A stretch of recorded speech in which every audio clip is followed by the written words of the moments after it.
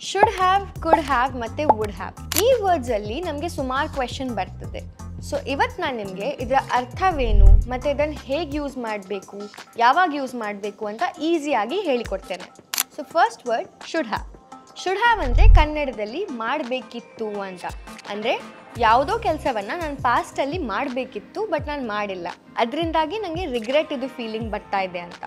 For example, I should have studied more for the exam.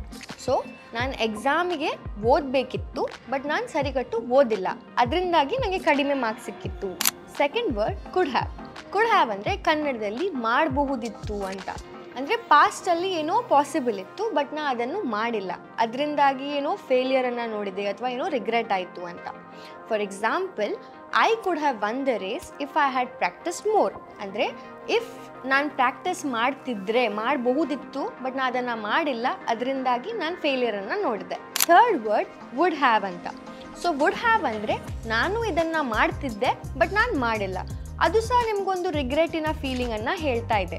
So for example, I would have cook the dinner but my mother cook the dinner instead. ಅಂದರೆ ನಾನು ಅಡಿಗೆ ಮಾಡ್ತಾ ಇದ್ದೆ but ನಾನು ಮಾಡಿಲ್ಲ, ನನ್ನ ಅಮ್ಮ ಅಡಿಗೆ ಮಾಡಿ ಬಿಟ್ಟರು ಅಂತ. ಸೊ ಐ ಹೋಪ್ ನಿಮಗೆ ಶುಡ್ ಹ್ಯಾವ್, ಕುಡ್ ಹ್ಯಾವ್ ಮತ್ತು ವುಡ್ ಹ್ಯಾವಿನ ಮಧ್ಯೆ ಡಿಫ್ರೆನ್ಸ್ ಅರ್ಥ ಆಗಿದೆ.